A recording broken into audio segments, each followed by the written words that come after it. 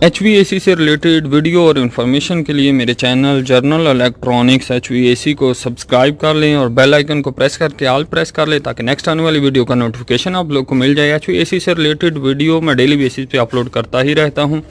और अगर गाइज आपने मुख्तलिफ़ किस्म के ACO की वीडियो देखनी हो तो मेरे चैनल की प्लेलिस्ट में जाएँ और यहाँ पे बहुत सारे आइकन बने हुए हैं मुख्तलिफ़ एयर कंडीशन के, तो वहाँ पे आपको बहुत सारी वीडियो मिल जाएंगी। यानी कि आपने अगर स्प्लिट यूनिट की वीडियो देखनी है, अब चैनल की प्लेलिस्ट में जाएं, यहाँ पे स्प्लिट यूनिट का आइकन बना हुआ है, उस आइकन में जाएं और आपको इस आइकन में सिर्फ स्प्लिट यूनिट से रिलेटेड बहुत सारी वीडियो मिल जाएंगी। इसी तरह अगर आपने चिलर्स की वीडियो देखनी है तो आप प्लेलिस्ट में चिलर वाले आइकन में जाएं और यहाँ पे आपको सिर्फ चिलर से रिलेटेड बहुत सारी वीडियो मिल जाएंगी। इस तरह प्लेलिस्ट में और बहुत सारे आइकन बने हुए हैं जैसा कि split unit, duct split unit, fan coil unit, fresh air handling unit, air handling unit, chillers, इस तरह और भी। तो आपने जिस भी किस्म की वीडियो देखनी हो चैनल की प्लेलिस्ट में जाके आइकन में जाके देख सकते हैं।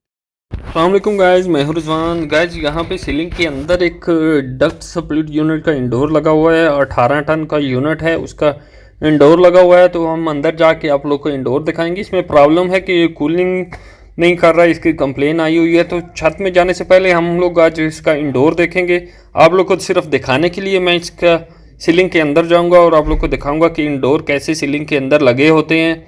यहाँ पे गाइस सीलिंग के अंदर हम लोग आ चुके हैं। ये यहाँ पे हमारा डक स्प्लिट यूनिट का डक्ट टाइप AC का इंडोर लगा हुआ है। 3 फेस इंडोर है, 18 टन का ये इंडोर है, 18 टन का यूनिट है, 18 टन का इंडोर है। मुकम्मल इसकी वायरिंग वगैरह और क्या प्रॉब्लम है इसमें वो सब कुछ आप लोग को दिखाएंगे। ये इसकी डक्ट जा रही है सर्व्ड एरिया के लिए, जिस एरिया के लिए ये लगा हुआ है वहाँ पे ये डक्ट के ज़रिए हवा जो है सप्लाई की जा रही है। इस पैनल के अंदर इसका कनेक्शन बॉक्स है। पीछे से आप लोग को पहले मॉडल नंबर आप लोग को दिखा देता हूँ। PE20GAK इसका मॉडल है, इंडोर का मॉडल नंबर है। 18 टन का ये यूनिट है। इसमें वेपोरेटर को 2 हिस्सों में तकसीम किया गया है, यानी 2 सेक्शन पाइप हैं, 2 डिस्चार्ज पाइप हैं या लिक्विड पाइप भी बोल सकते हैं। तो ये आप देख सकते हैं 4 पाइप हैं इसमें, यानी वेपोरेटर को आधा आधा तकसीम किया गया है। तो आधे वेपोरेटर पे आइस आई हुई है, ये आप देख सकते हैं, बर्फ़ बनी हुई है।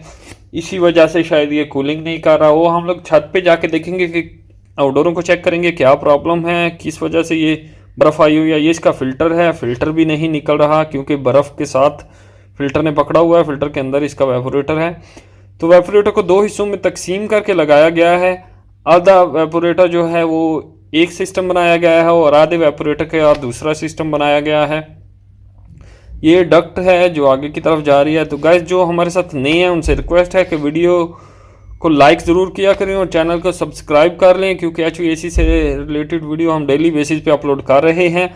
और सब्सक्राइब करके बेल आइकन पे प्रेस करके ऑल ज़रूर प्रेस किया करें। तो ये हम 4 स्क्रू लगे होते हैं, कनेक्शन बॉक्स है, इसके 4 स्क्रू हम ओपन करेंगे। तो गाइस 4 स्क्रू हमने खोल लिए हैं, कनेक्शन बॉक्स ओपन हो चुका है, ये कवर हमने उतार दिया है। तो इसका जो अपना कनेक्शन बॉक्स के अंदर PC बोर्ड वगैरह होते हैं वो सारे हमने निकाले हुए हैं। ये कनेक्टर के अंदर पावर सप्लाई आके लगी हुई है, जो मेन पावर सप्लाई इंडोर को यहाँ से दी गई है।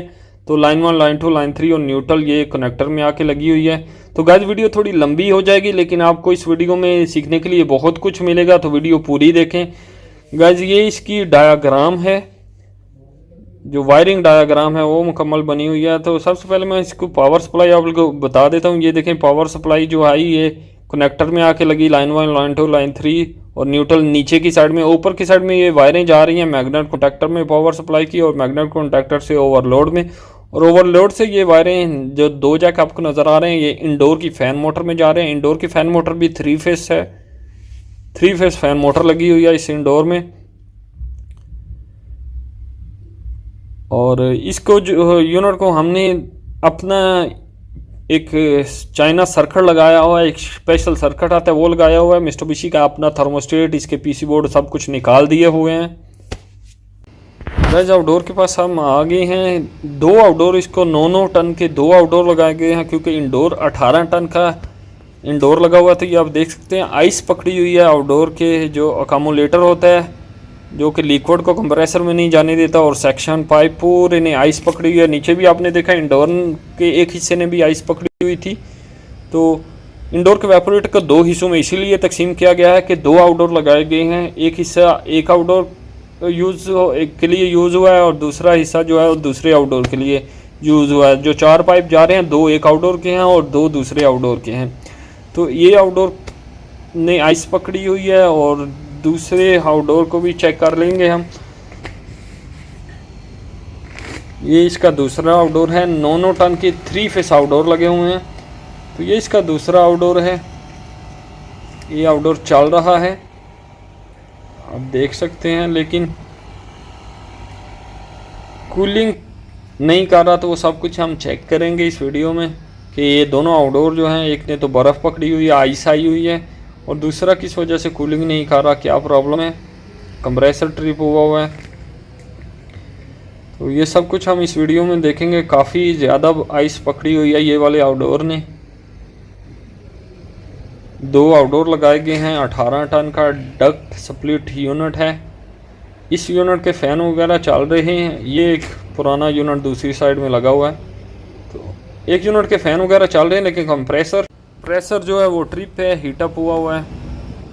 तो अब ये पावर सप्लाई आई हुई है आउटडोर के लिए। लाइन 1, लाइन 2, लाइन 3 न्यूट्रल और अर्थ, और ये मैग्नेट कॉन्टैक्टर में चलेगी ऊपर की तरफ से, फिर ओवरलोड में चलेगी, और ओवरलोड से निकल के ये कंप्रेसर में चलेगी। ये आप देख सकते हैं 3 वायरें जो है कंप्रेसर में जा रही हैं। और ओवरलोड से पहले मैग्नेट कॉन्टैक्टर के बाद वायरें जो हैं वो condenser fan, 2 condenser fan motor हैं, तो उन दोनों को भी पावर मैग्नेट के बाद गई हुई है, लेकिन ओवरलोड से पहले देते हैं। ये इसकी कंट्रोल के लिए अर्ले लगी हुई है, एक ग्लास अर्ले, और ये कंट्रोल की वायर आ रही है। ये 2 वायरें जो है कंट्रोल की आ रही हैं। एक टाइमर लगाया है हमने ताकि जब भी कंट्रोल आए कुछ टाइम बाद कंट्रोल आगे जाए।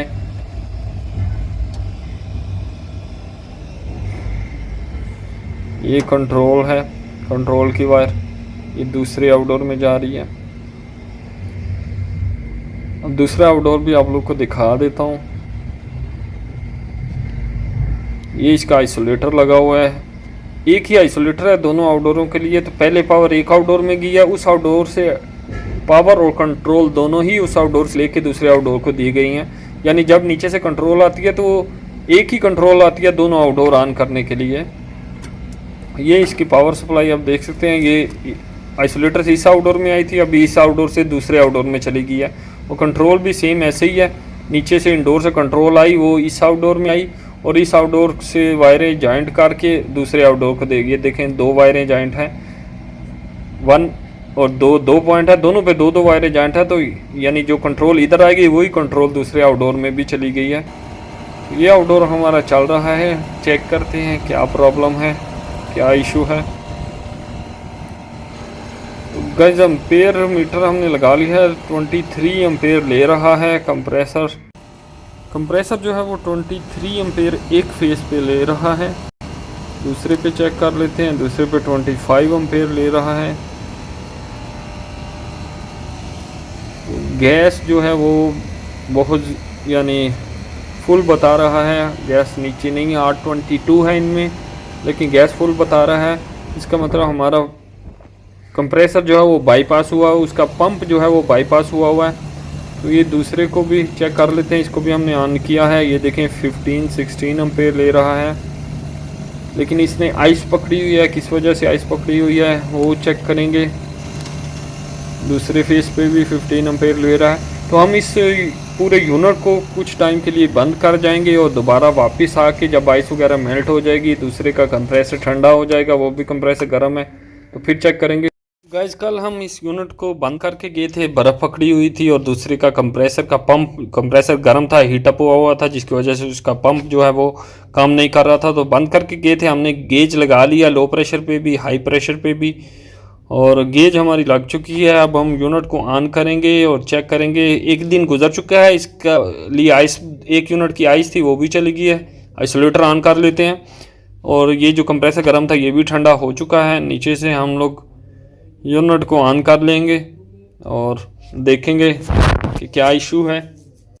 गैस आउटडोर ऑन हो चुके हैं, नीचे से हमने इसे ऑन कर लिया था। आप देख सकते हैं जो कल 25, 26, 23 एम्पेयर ले रहा था एक फेज़ पे, वो 17, 15, 17 पे आ गया है। और गैस जो है वो भी जो फुल बता रहा था आज 55 पे है, हाई प्रेशर 200 समथिंग पे है, 270 पे है।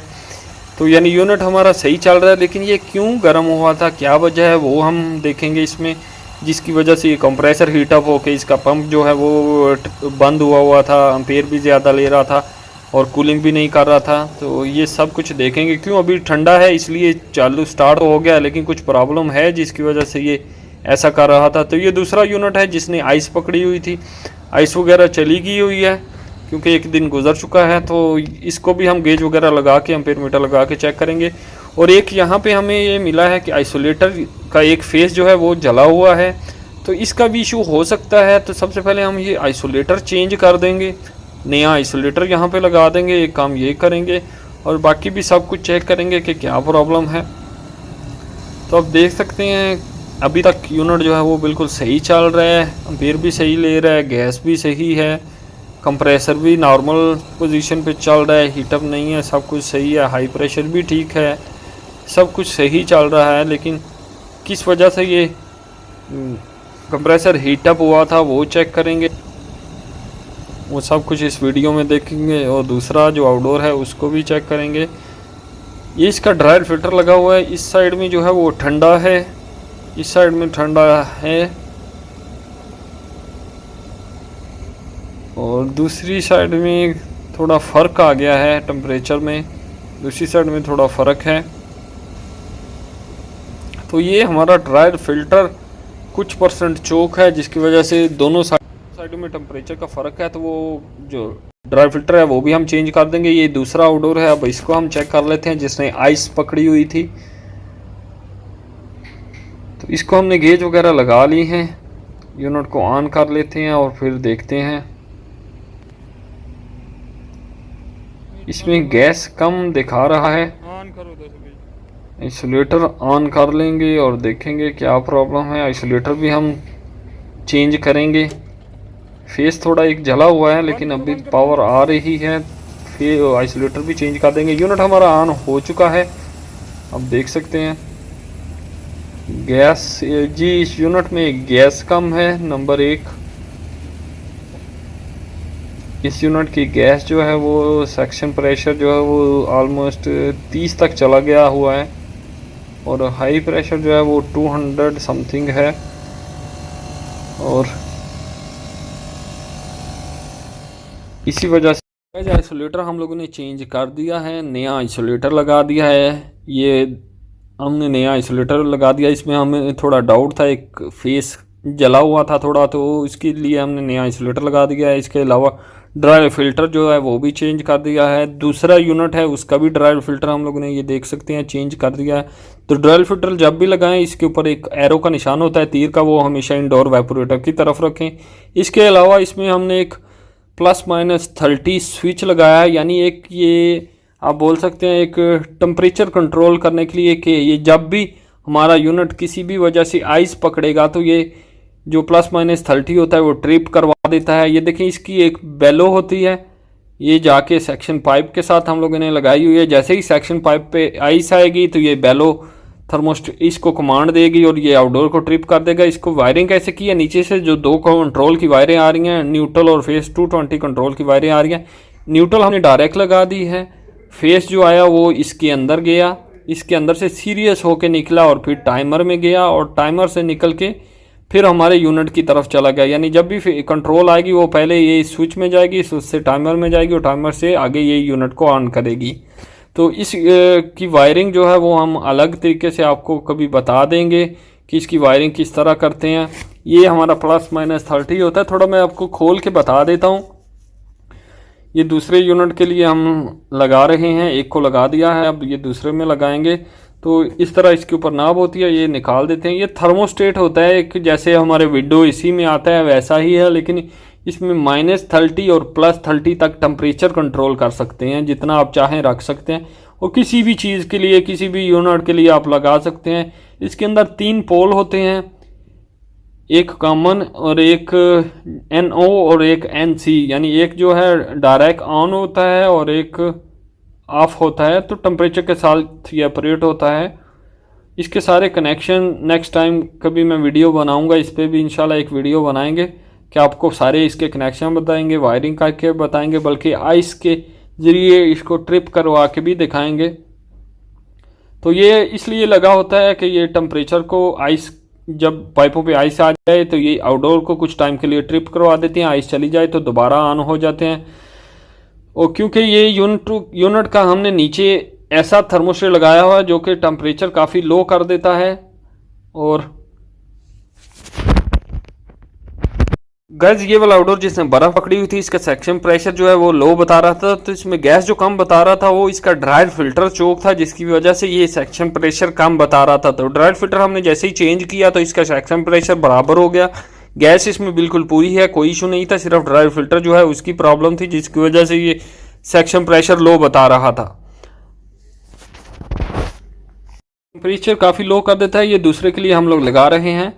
तो ये क्योंकि ये हमने मित्सुबिशी का जो अपना थर्मोस्टेट था वो निकाल दिया हुआ है, इस यूनिट को हमने हनीवेल का एक चाइना PC बोर्ड सर्किट लगाया हुआ है, तो उस पर टेम्परेचर काफ़ी डाउन हो जाता है, 16 तक आ जाता है। लेकिन ये यूनिट का जो अपना टेम्परेचर है जो कंपनी ने भेजा हुआ है वो 19 होता है। तो जब 16 में रखेंगे, बड़े एरिया के लिए लगे हुए हैं, तो वो रेगुलर चलते ही रहते हैं। तो कंप्रेसर 24 घंटे चलता ही रहेगा, ट्रिप नहीं करेगा, तो वो लाजिम आइस पकड़ेगा। तो ये स्विच इसलिए लगाया जाता है, जब भी आइस पकड़े तो ये स्विच कुछ टाइम के लिए आउटडोर को ट्रिप करवा देते हैं, आइस थोड़ी सी मेल्ट हो जाती है, क्योंकि इंडोर की ब्लोअर मोटर चलती रहती है, तो आइस जो है वो मेल्ट हो जाती है, ये दोबारा यूनिट को ऑन कर देता है।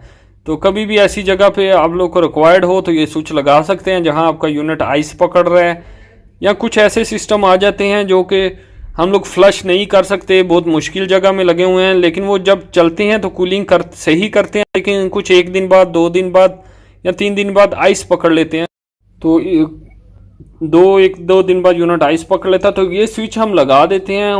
और ये जब भी यूनिट आइस पकड़ता है, ये उसको 5, 10, 15 मिनट के लिए, जितना आपने ऊपर टाइमर को सेट किया हुआ है टाइमर पे टाइम को, उतना टाइम के लिए ये यूनिट को ट्रिप करवाता है। इंडोर की फैन मोटर चल रही होती है तो वो आइस मेल्ट हो जाती है, और दोबारा कुछ टाइम बाद आउटडोर ऑन हो जाता है, तो यूनिट की कूलिंग जो है वो बरकरार रहती है, आइस नहीं पकड़ता। तो ये स्विच इसलिए हम लोग यूज़ कर रहे हैं। तो ये दूसरे यूनिट के लिए हम लोग स्विच लगा रहे हैं। ये सारी वायरिंग हो चुकी है, जिसमें 2 ही वायरें लगानी होती हैं, एक जो कंट्रोल आती है और दोबारा इससे कंट्रोल निकल जाती है, यानी इसके अंदर से सीरियस करके कोई भी वायर आप एक निकाल सकते हैं, चाहे आपका 24 वोल्ट कंट्रोल है, चाहे 12 वोल्ट है, चाहे 220 वोल्ट है, तो कोई भी कंट्रोल इसको सीरियस करके अंदर से निकाल लेते हैं। क्योंकि जैसे हमारे low pressure high pressure switch के अंदर से कंट्रोल सीरियस होकर निकली होती है ओवरलोड के अंदर से, तो वैसे ही इसके अंदर से भी 2 पॉइंटों से सीरियस करके निकाल लेते हैं। इसकी बेलो आप देख सकते हैं, ये बेलो आती है साथ, जो कि टेम्परेचर जो है वो थर्मोस्टेट को बताती है। इसके अंदर जो थर्मोस्टेट लगा हुआ है उसको टेम्परेचर बताती है कि अभी जहाँ पे भी हम ये बेलो लगाएंगे वो जगह का टेम्परेचर बताती है। तो इस बेलो को हमेशा सेक्शन पाइप के साथ लगाते हैं जहाँ पे आइस पकड़ने का चांस होता है। गाइस इसकी बेलो हमने सेक्शन पाइप के साथ अच्छे तरीके से वायरों से टाइट कर दी है। इसका टेम्परेचर जो है वो कितना रखना होता है वो भी मैं आप लोग को दिखा देता हूँ। इसका टेम्परेचर जब भी आप किसी यूनिट में लगाएं, ऐसे यूनिट में जो बर्फ़ पकड़ रहा है, तो इसका टेम्परेचर +5 से लेके +8 तक आप लोग रख दें तो आपका यूनिट अच्छे तरीके से काम करेगा। ये हमने इसका यूनिट जो है +8 रख दिया है। कभी भी किसी वजह से ये आइस पकड़े, नीचे फ़िल्टर बंद हो जाए, वेपोरेटर में कचरा ज़्यादा आ जाए तो यूनिट आइस पकड़ना शुरू हो जाते हैं, तो ये यूनिट को ट्रिप करवा देता है। ये दोनों यूनिट हमारे कंप्लीट हो चुके हैं। गाइस वीडियो अच्छी लगे तो लाइक ज़रूर किया करें, और कोई इन्फॉर्मेशन मिले तो दूसरों के साथ उस इन्फॉर्मेशन को शेयर किया करें ताकि दूसरों का भी फ़ायदा हो सके। इसकी हम लोग सेटिंग चेक कर रहे हैं। तो गाइस वीडियो अच्छी लगे तो लाइक ज़रूर कर दिया करें, और दूसरों के साथ ग्रुप्स में, व्हाट्सअप में, फेसबुक में, जहाँ भी आपको लगे कि दूसरों को इसी इन्फॉर्मेशन की ज़रूरत है ज़रूर शेयर किया करें। थैंक यू गाइस, अल्लाह हाफिज़। हमारे यूनिटों में जो प्रॉब्लम थी वो सॉल्व हो चुकी है।